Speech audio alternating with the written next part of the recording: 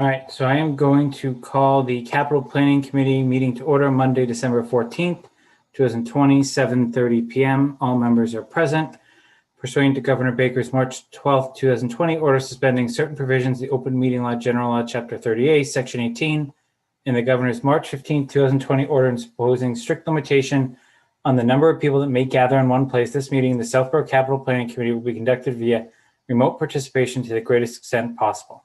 Specific information and the general guidelines for remote participation by members of the public and/or parties with a right and/or requirement to attend this meeting can be found on the Town of Southborough's website at www.southboroughtown.com. For this meeting, members of the public who wish to watch or participate in the meeting may do so in the following manner by finding the meeting at www.southboroughtown.com/remote meetings. No in-person attendance of members of the public will be permitted, but every effort will be made to ensure that the public can adequately access the proceedings in real time via technological means.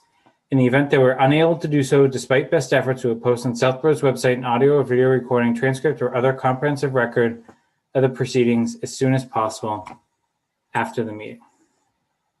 All right, so I'm going to go ahead. Welcome, Jeff. I'm going to bring you in as a panelist.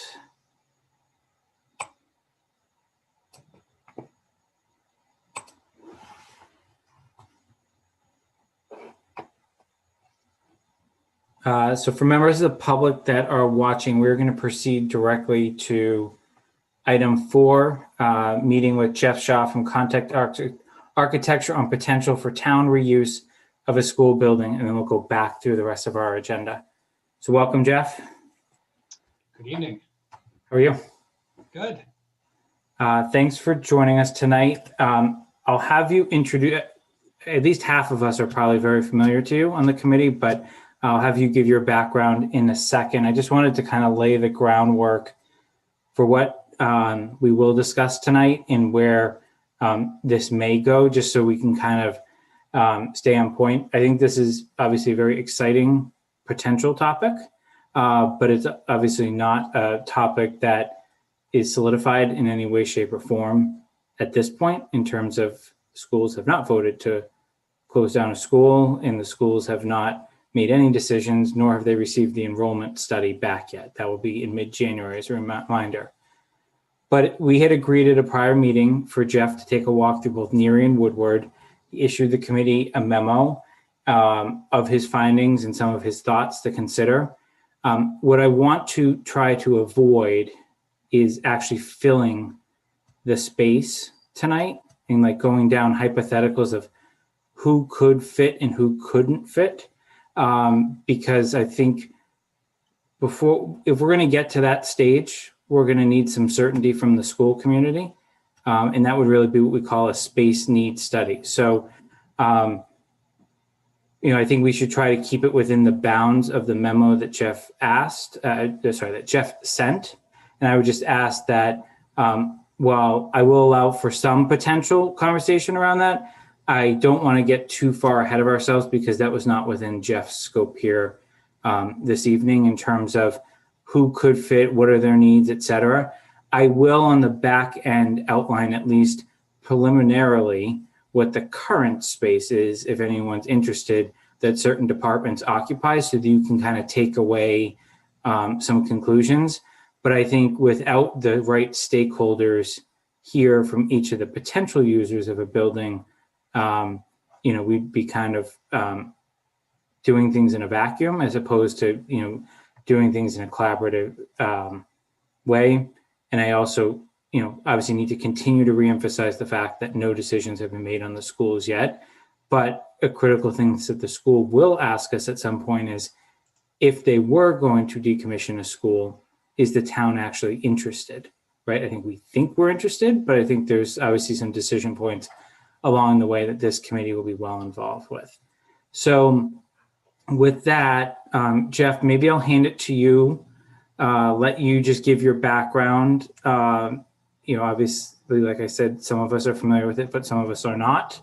And maybe just the high level points that you want to emphasize to the committee. And then what I will do is do around the horn with questions, comments from committee members. Does that work for everyone? Okay. So Jeff, the floor is yours. Thanks. Again, my name is Jeff Shaw. I'm principal at Context Architecture. Our firm were the designers for the public safety building in town. And as such, I think we're an easy choice to go to conduct an analysis like this, because not only did we work with the town most recently, but we also had a little bit of experience with the Woodward School, having done the public safety building right next door. So we're familiar with that as well. Our firm does quite a bit of studies for programming purposes and studies of existing buildings for a range of different project types. And so with this study, we really looked at it from the perspective of the building code and the plumbing code, and in terms of what the possibilities might exist within the buildings. First, we took a tour of both schools, as the memo pointed out, and it quickly became apparent that due to a number of reasons, the Woodward School is the most promising opportunity for the town to look at for repurposing, especially given the concerns of latent conditions and deferred maintenance at the Neary School. It seemed that dealing with those would be far more expensive in any sort of renovation campaign. So we decided that it would be best to focus on Woodward. And then we looked at the floor plans from Woodward and determined the fixture count, the number of toilets. In particular, you look at the number of female toilets, because in the code, that's the most restrictive for number of occupants you can put in a building. And so the charts and the scenarios that I provided focus on, and when you look at plumbing fixtures, they focus on female toilet capacity. So we broke it down into office space and assembly space. Those were the two main groups that were most relevant for the town's purposes. The office space is just what it implies, basically, office use with some limited amount of conference space, small meeting space. Basically nothing, not a lot of spaces that are above 50 people. Assembly use, again, similar to what it implies, would be any rooms that are 50 people and above, for basically large groups of people. And we looked at all of the spaces that were in the building and applied the logic to all of them. There's a range of spaces in the building in Woodward, all the way from small offices all the way up to the gym, the cafeteria, the library. We didn't suggest any specific uses for these spaces. We just kept it generic because, as Jason said, the next step would be, if you wanted to pursue it further, would be to look at the space needs requirements of different town departments and then determine the configurations that work best. But for this purposes, we looked at an all office study. In other words, the whole building is turned into office space with the exception of the gym and the cafeteria. And the result from that was that quite clearly the town would have a significant amount of additional office space. And just in my own opinion, based on the size of the town, was probably not going to ever fill that amount of office space. So we didn't think it would be a likely option for the town to pursue. But it gave us a good data point. On the assembly use side, if we looked at the whole building assembly use, we ran into a roadblock with the plumbing fixture count. We wouldn't have enough plumbing fixtures to make the entire building assembly use. We need more. We need to build more bathrooms, essentially. And given the restrictions in the septic system, which was combined with the public safety building, we knew that there would be financial considerations, potentially severe financial considerations to expanding those toilet facilities.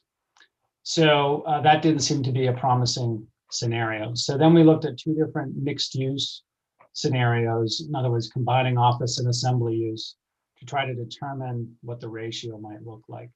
The first ratio, heavily weighted assembly. And in that case, we're able to come up with 16,000 square feet of assembly use and 21,000 square feet of office use. And that got us right to the threshold of the number of fixtures that we'd be allowed to have in the building. And then we looked at more of an office weighted mix and pulled down the assembly use to about 13,000 square feet, which increased the office use to 24,000. And that still stayed within the total number of fixtures, actually a little bit less than the code minimum. So at the end of the day, the analysis that we did really determined that you can have a maximum of 31,000 square feet of office space down to about a minimum of 21,000 square feet of office space, because the other space would be assembly, and you'd max out there. So there's about a 10,000 square foot swing of office space. And so this really boils down to, at the end of the day, your best bet is to use it as a mixed use space with some assembly, some office, and then just town needs to determine how much office space is necessary. I think another one of the keys to this study is that I didn't see anything in the Woodward School that would lead me to believe that should you decide to change a space to office space from a classroom, let's say, that it would be exceptionally challenging to do so, nor would it be exceptionally challenging to change it in the future from office space to something else, should you decide you needed to have some flexibility. It also, conclusion we also reached was that the benefit of using the Woodward School to create sort of a town campus approach seemed to be something that would benefit the town, having the public safety building there, having the Woodward School turned into town use, not too far away from the library. The existing town hall made a lot of centralized town government, made a lot of sense for the town, sort of anecdotally. So those are the big takeaways, I think, from this study, that it's feasible and that there are some options that the town has for flexibility in terms of using the space. So I'm happy to take any questions, Jason, if you want folks to do it that way, or you have a different way of handling the. Yeah, I will. I'm going to go in a slightly different order than normal. I'll start with Jeff, and then I'm going to go in alphabetical order from there, and then come back around to the top of the alphabet. You're on the spot. Thank you. You can pass and go at the end if you'd like. No, it's okay. I didn't really have a lot of questions as of right now, but the only thing I could think of is, I know it's fairly landlocked, the plot of land right there, and depending on the use, I know you specifically said in your report that parking seems sufficient. Is that a general statement for all the scenarios, depending on which way, if the town were to decide to use this building for some other use, would the parking situation would that be sufficient in any of the envisioned scenarios? Well, I think parking is not necessarily 100% a slam dunk here. The Neary School has slightly more parking than the Woodward School does. The question really is about, of the two sites, which one is a little bit more flexible in terms of adding parking. I think there potentially is some space to add parking at Woodward, not a lot of space though. And I think in any of the scenarios, there would be, the more assembly use you have, the more challenge it is to figure out how that parking works. Because office use is pretty simple. Most of the time it's normal 9 to 5 business hours in a non-COVID scenario. And that's a little bit more straightforward for calculating the occupancy and how many parking spaces can fit on the site. And that, in that sense, I'm not as worried about the parking. For the assembly use, that's more challenging. Most of it's probably going to be in the evening use time, weekends, potentially with the gym being used the way it basically currently is as part of the rec program, that would still occur. So it's a little bit harder to determine what the parking numbers would be. And so my suggestion would be, before we sort of delve into the parking, it's really important to figure out what the space needs are of the town. And in so doing, you would also calculate the parking requirements for any departments that would be using that building. And as part of that analysis, you could then more carefully determine whether the parking count was sufficient at the building for the future use. Thank you. Sure. Is it Jeff? For now, yeah, I appreciate it. Jeff. I'll put it, Joe. I think my questions are really for the next stage after this process, when we learn what the numbers from the school actually are and are delving into the decision-making process. Okay, Andrew?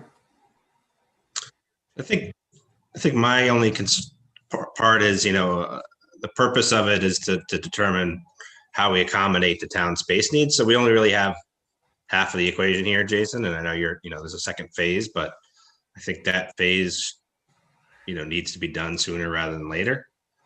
I don't know enough of, if we're trying to move 2 buildings into one and whatever, how much square footage each one of those buildings are, which scenario might fit better.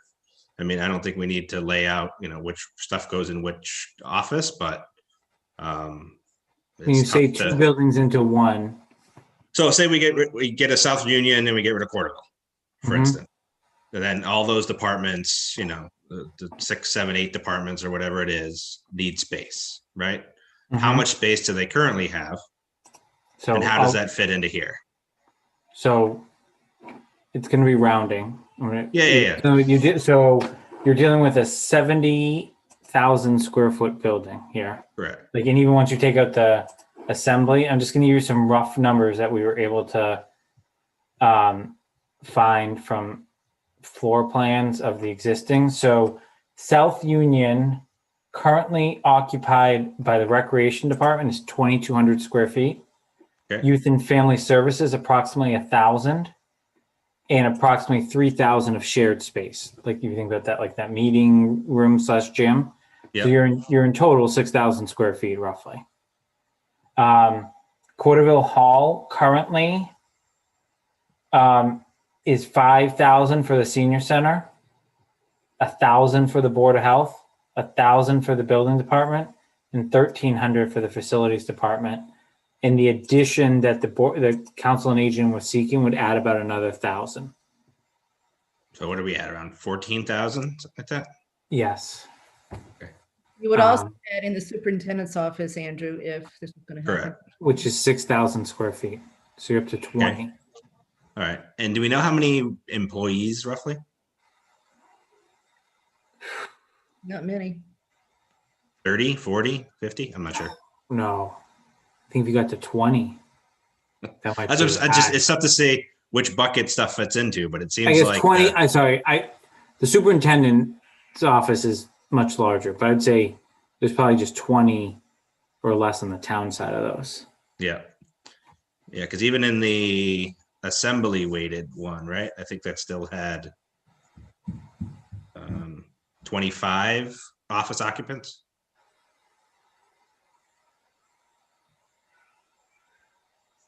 But we can't do the assembly weighted one, right, Jeff? If you're looking at Without my adding a lot chart, of bathrooms. if you're looking at my chart, the assembly weighted mixed use in terms of office occupants is, quite a bit. It's over 100, 130 occupants. But if it's all assembly, you'd still need about 25 office occupants, just because you can't fill the space with all assembly use. Yeah. And Yeah, some of can these I- can spaces I- are small, real small, and then they wouldn't, a 250 square foot space wouldn't really work for assembly use. So Jeff, can I ask a question on that? So when you think about occupancy on the assembly, is it assuming that everyone would be in the building at the same time, even though in all likelihood assembly would be recreation maybe later in the day? Yeah, for the purpose of this analysis, we had to assume the most conservative approach, Okay. which is that you calculate all occupants for every space as if 100% of the building is being used at one time.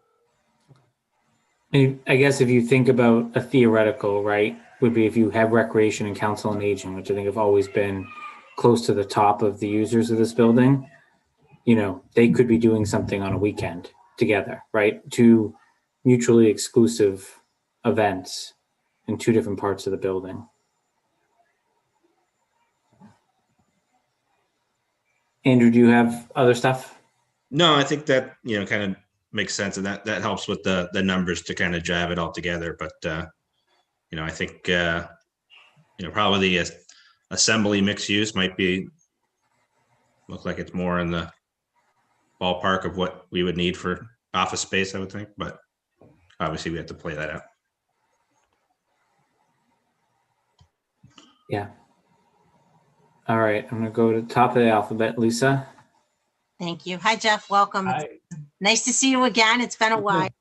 while. Thank you for the report you did. I appreciated all the detail in it. It's great to be able to through your report, be able to look at the building and see the size of the rooms and the number of rooms. And it's been a few years since my son was there, but familiar with the layout. I don't think there were any surprises for me in what you presented. I think the mixed use obviously is the optimal use of space at this time based on the facilities that are there for the bathrooms.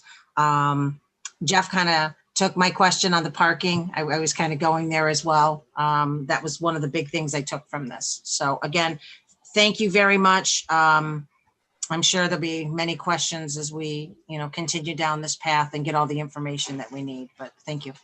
Thank you, Jason. Welcome. Kathy? Hey, Jeff. Hi. So I have no doubt that there's plenty of room at Woodward to put the departments in that we're thinking about and have it function. I was confused at first when you kept saying assembly. I'm thinking, big gatherings of, and I thought we never have 1,400 people, anything in Southborough, not even close. But now I'm kind of getting the flavor of what you mean by assembly. So I'm not worried about Woodward being big enough to do what we think it would have to do to make sense to turn it into a town building. I'm much more concerned about the one that you don't like so much, which is Neary. So I know you didn't spend much time on that, but I still got to ask this question. If we were to close Woodward as a school, turn it into a town building, and then focus on doing what we've got to do to Neary to make it a school that's going to last for a long time, 30 years, 40 years, 50 years, would you be willing to go on the record tonight and say you're going to have to tear that school down? Or do you think that with what you saw, we would be able to rehab it instead? I mean, that's such a big part of what we got to decide here that since you're here, I think. Jeff is used to the tough questions. Yeah. I live on the spot. So I guess the best way for me to answer that is to say that in my experience, it's the cost to renovate a building is just about, if not greater, usually greater than the cost to build a new building. So I know that we were told that there's asbestos pretty, uniformly throughout that building. Anytime they have to open a wall or something, they always have to do remediation. So we've done many, many projects in buildings that have hazardous materials. And the easiest thing you can do is just get rid of those areas that have the hazard, entirely, just wipe them out. So, my expectation is that the town would be better off in terms of a school project. Financially, if you're looking at this, probably better off to really consider new versus renovating the building. Whether that means it has to go or, you can build a building nearby. I don't really know the answer to that question, but my experience has been that you pretty much pay the same, if not probably more money to renovate, particularly when there's hazardous materials involved. Okay, thank you. My question, Jeff, was because I truncated some of the discussion at the beginning to give optimism to everyone that wants to dive into the next step already, which I would love to do, but I don't think we have the financial resources to do it at this point. If you were asked to conduct the space needs of that building, how long does it take? I'm not asking you for a price estimate on the spot. Just like how long do you think it would take if we had the right stakeholders at the table? So typically for a space needs analysis, you would meet with and interview the directors and head staff folks for each of the different departments. And we develop a written program for each. Typically for our office, that means an actual space by space analysis of everything they need in their department. So for most of our projects, that's 6 weeks, 4 to 6 weeks worth of work to get a first draft, a second draft, and some minor edits done. Depending on the number of rounds this can go, sometimes it'll take longer, but usually we can wrap it up between 6 to 8 weeks at the most. So probably 2 months, I would say, is the maximum time frame. Probably sooner though. But you need to know what we want to use the building for to be able to do the space needs. We're going to tell you this is what we want to be in there, then you're going to tell us how to. Well, I'd suggest you do it a little bit differently.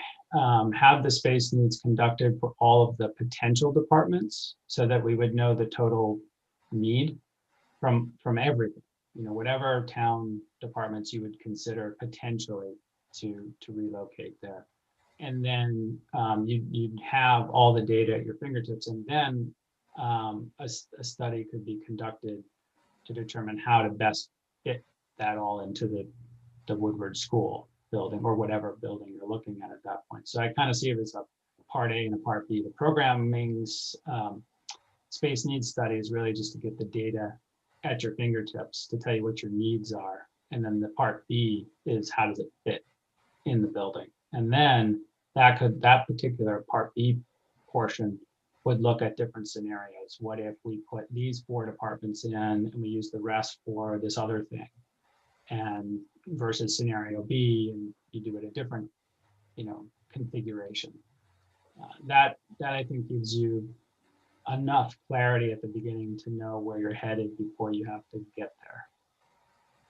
So can I go back to another NERI question before I stop asking? Yeah, based on what you saw at NERI, how long could we go, do you think, with the school the way it is now without starting to spend real money on it? That's probably not a question I can answer. We didn't look carefully at mechanical systems, roofing, and other real components to get a real good sense as the, exactly what the useful life is and how much maintenance you're paying now versus, what it would be when you'd actually have to replace certain systems. We had some anecdotal information given to us from the folks, the maintenance folks that were there. But we didn't get into it in enough detail that I can give you a solid answer on that. And that was Keith that was there, so not an engineer. Yeah, I have to admit, I'm really with Kathy here because what I'm wondering is, and this is why my questions are really for the next period, which is, whether it's worth, changing over Woodward or whether it's worth just building the community / office center on its own. Well, and that's what so if we think about the phasing of this, right? We're going to get enrollment data in January. School research subcommittee and the school committee are going to hopefully land on a path forward. They may say, nope, not closing any schools, but we need some money to fix NERI. Or we can close a school, but we still need money for NERI. Or we're going to consolidate into our existing buildings and just leave NERI. And then you town can do whatever you want to do with it if you want it, sort of thing. So I think that phase is coming, but we can't control what the schools decide, right? Like they have the authority to do that. So one of the things that I can offer is that the schools are going to be doing a facilities assessment of all their buildings and having an engineer go through there to tell us how long, to answer exactly the question Kathy just asked of how long do we have with that roof? How long do we have with the parking lot? How long do we have with the boiler, et cetera? Some of the major mechanicals, so that if we, the town, let's just say, pick on Woodward for a second, if we, the town, were to take that over, we now need to budget the capital for that building, right? And it's not a new building. There will be capital needs to maintain that building moving forward. What are those capital needs? That will also help to inform that, school or not school. So I'm leaping way forward here. So yeah, the school committee's got to decide what they want to do once they know what their choices are. And then once they decide what they would like to recommend doing, then the town, you got to sell it to the town.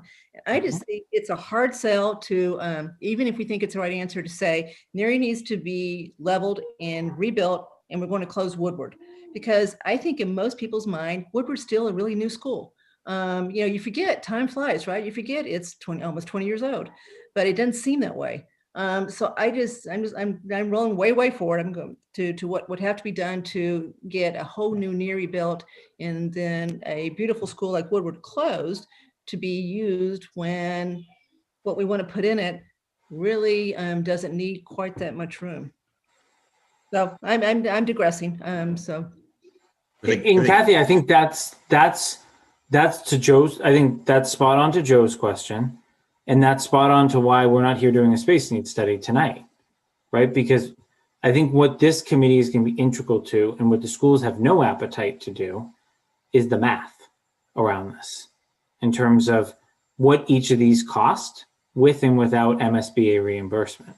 And like, what are the pros and cons of each? Because the major benefits of Woodward, remember, are obviously it being contiguous to the public safety building, it being in the center of town. If that building was where Finn was, I think we'd be having a very different conversation right now.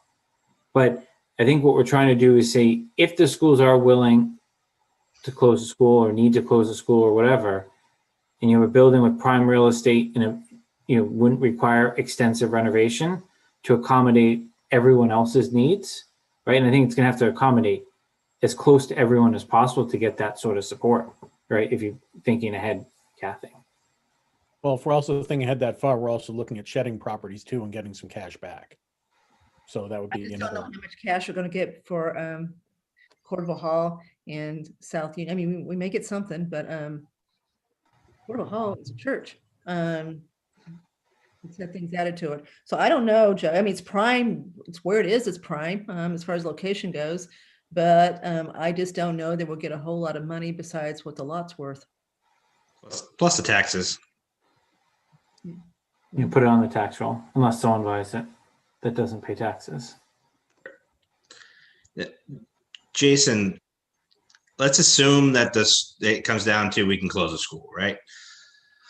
What would it look like from an MSBA situation if we kept all the schools right now and we built a new NERI at NERI? So like took over the fields and built a brand new school. That's the same size as NERI or even a little bit bigger. And, basically after we're done building that, close down NERI, demo that, close Woodward, move Woodward to NERI and try to here, right? Or whatever or Finn. Finn, yeah. So we wouldn't close a school till after we were done building new NERI, we'll call it. I think part of that would rely on the enrollment estimates, but if you assume steady enrollment for the next couple of years, that's right. You can't vacate Woodward until FY24. Yeah, but basically in the interim, build a new NERI. So we would be done with NERI and the MSBA bond would be done prior to having the school closed. Mr. Shaw, what would be the relative cost of building a building in the scope of Woodward? Just in ballpark. First, a new school building. Yeah, if you're building Woodward from scratch, about what would it cost to do that? Just a ballpark.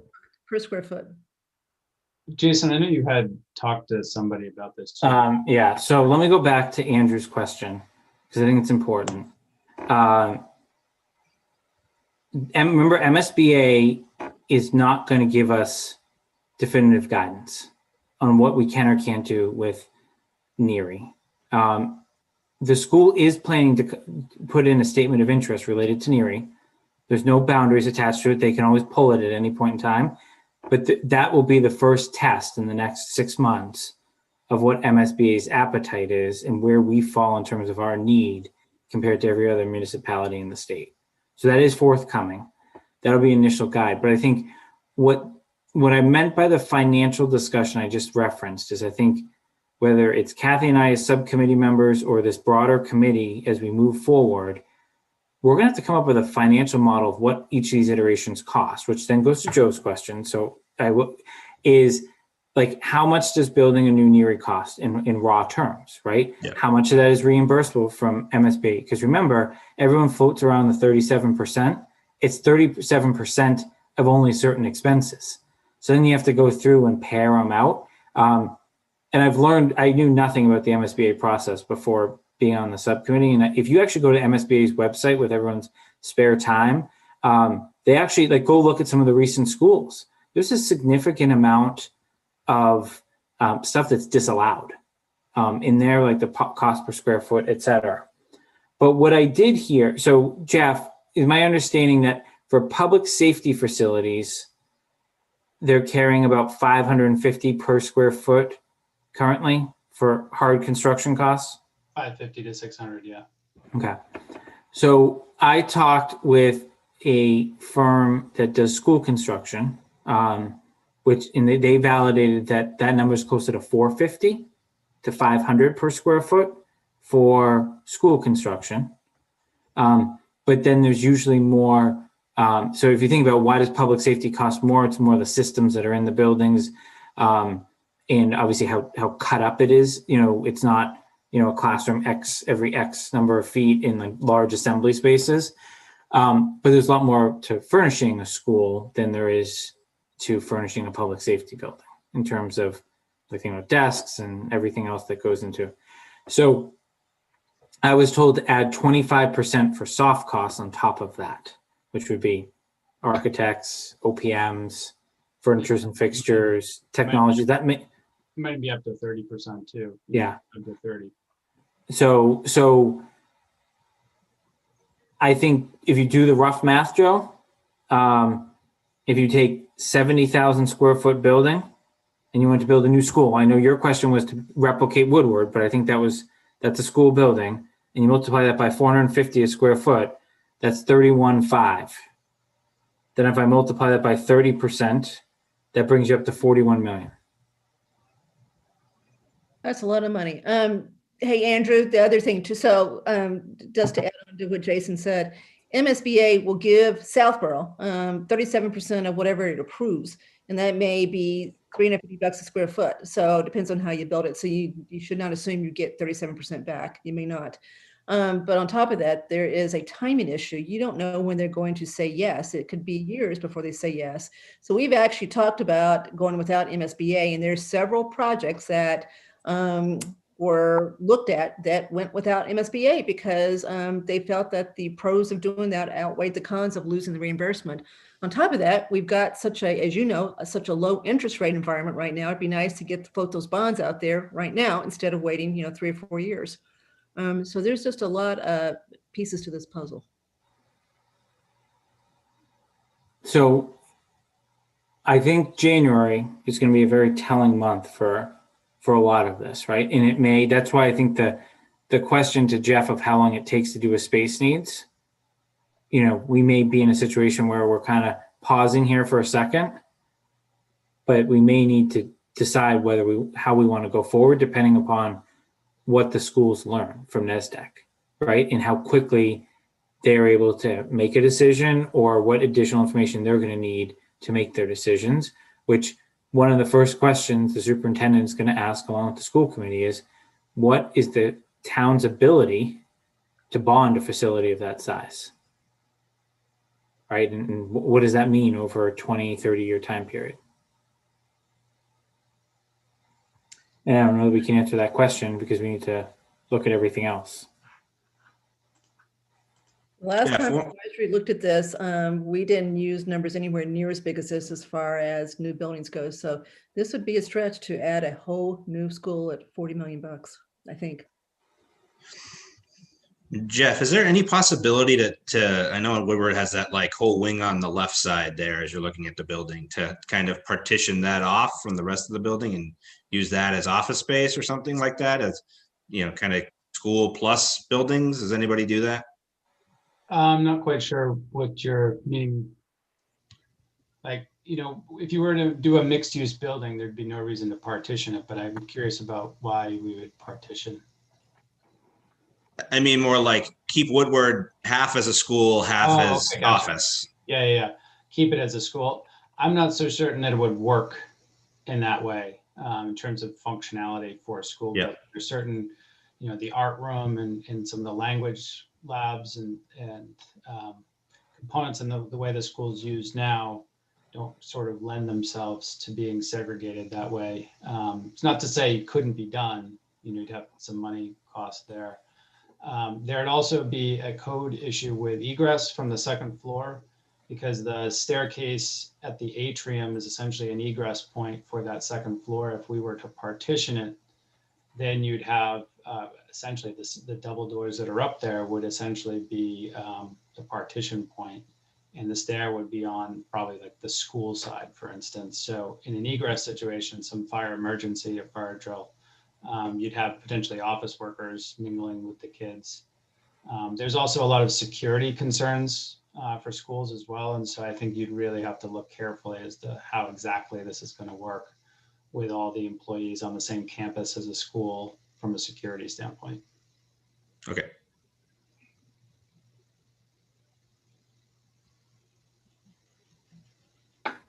Are there any other questions for Jeff tonight?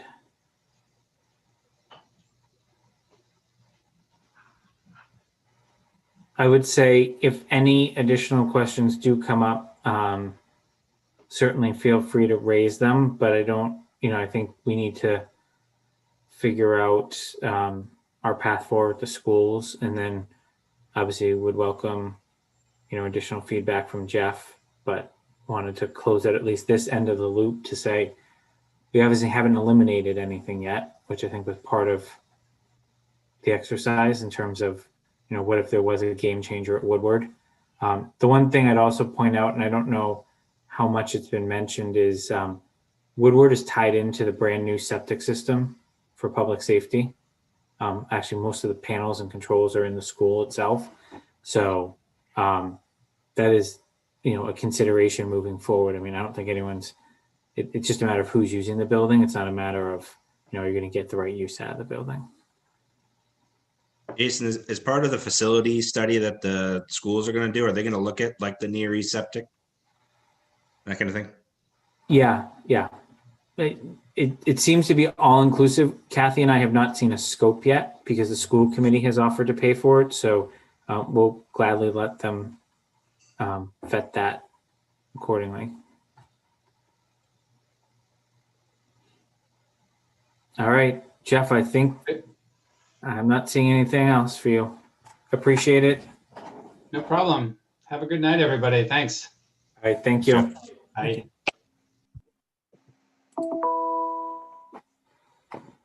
All right. I'm going to go back up to meeting minutes from December 7th. Hang on 1 second, Jason. I'm having a little technical difficulty here. All right, I'm back. We've got two of you now. Yeah. All right. Now we finally have a full committee. We had 7 people there for a second. Sorry, my computer literally shut off while we were on that call. I'm good. I assume you didn't have anything else for Jeff. No, I had it on my phone. Okay. Well, I saw you there, but then you were like on and off. So, okay.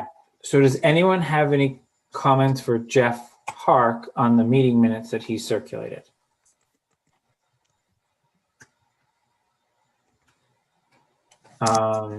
I had 2 things.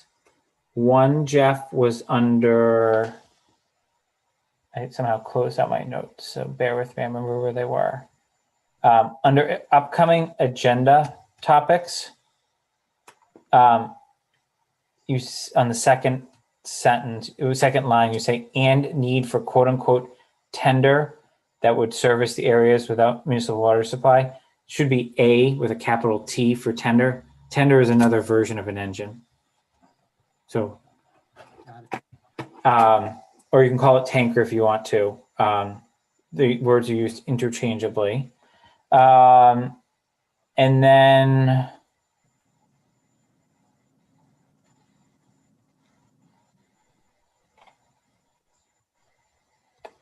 I'm okay with my second comment. So I'm just gonna go with that one.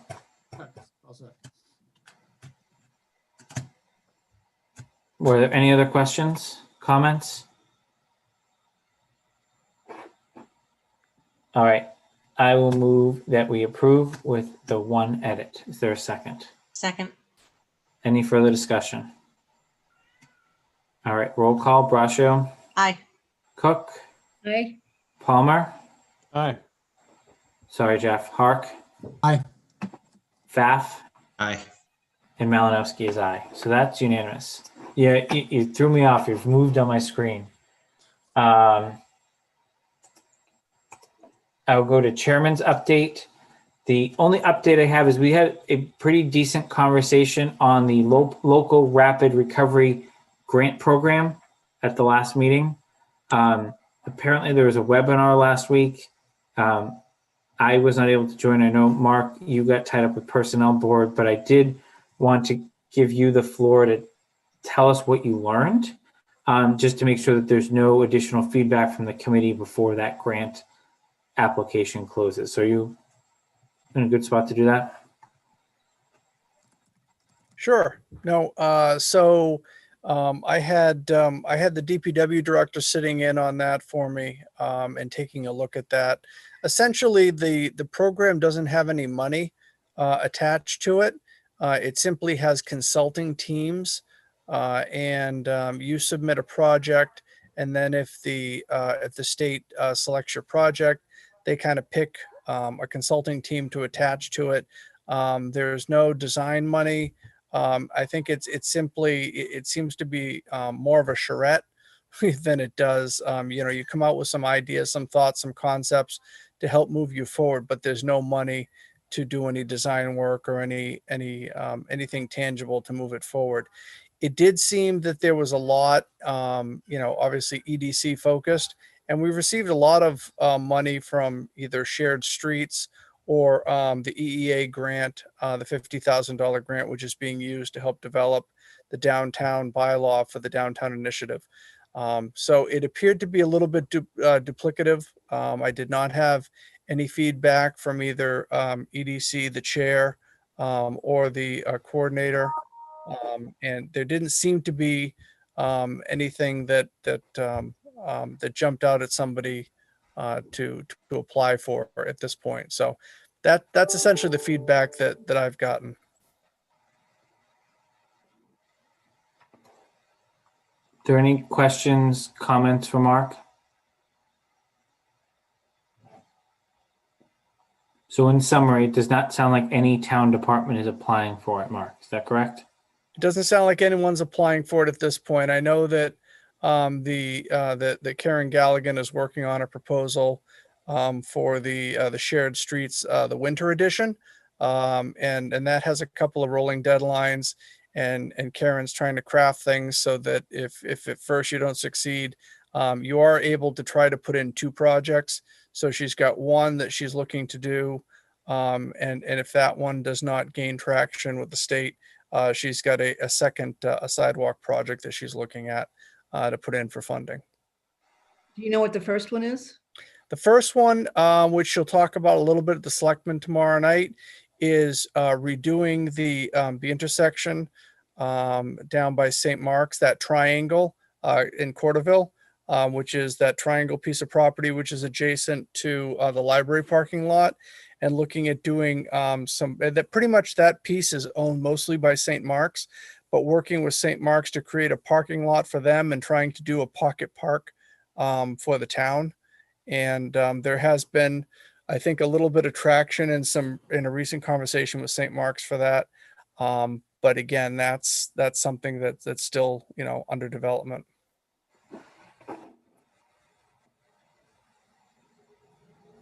Anything else on this topic before we move on? All right, I'm going to move on to approval of capital planning policy. So I think we got through the substance last time. Now the question is, how well was it written in the grammar, punctuation, or did anyone obviously have second thoughts about anything that we had agreed to on the screen? So I don't know. I guess just someone give me an indication, or just like your hand up or say you have comments, just so I know who to call on. All right, so Lisa, you're a no. Kathy? Jeff? No. Joe? Andrew? All right, that was easy. Time was well spent in the last couple of meetings then. So what I will do is that I will move that we recommend the version of the capital planning policy that's in front of us be sent to the Board of Selectmen for consideration at a future meeting. Is there a second? One quick thing, Jason, does Brian sign off on it too? Of course. All right, second, No, I'm good. second. Is there any further discussion? Brian, I think that's a good point by Andrew. I assume that because you were so integral in the drafting, but when I send the note to the Board of Selectmen, I assume you're okay with me denoting your endorsement of it? Yes, that's correct. And Mark, you too? Okay. All right, so we have a motion. It's been seconded. I'm going to do a roll call vote. Braccio, Aye. Cook, Aye.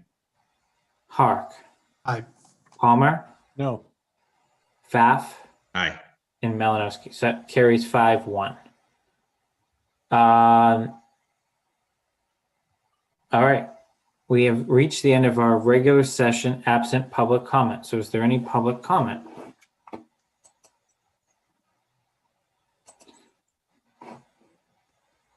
Is there any other business properly brought forth? Jason, one item that goes on the local recovery grant. Sure. I did ask Karen about that sidewalks that we talked about in the last meeting. Mhm. And she said that's included in the basis of the complete street project prioritization plan that they're underway. So apparently that is already thought through and they're going to do some due diligence on that plan. Perfect. Thanks for that, Dave. Yeah. Okay. So I am going to move that the committee enter into executive session per Mass General Law, Chapter 30A, Section 21, and not return to open session to comply with or act under the authority of any general or special law, exemption 7, to review and approve the executive session meeting minutes of November 17th, 2020. There a second? Second. Seconded by Andrew. Roll call vote. Braccio, Aye. Cook, Aye. Hark, Aye. Palmer, Aye. Pfaff, Aye. and Malinowski is aye. Give me 2 seconds to stop all the recordings.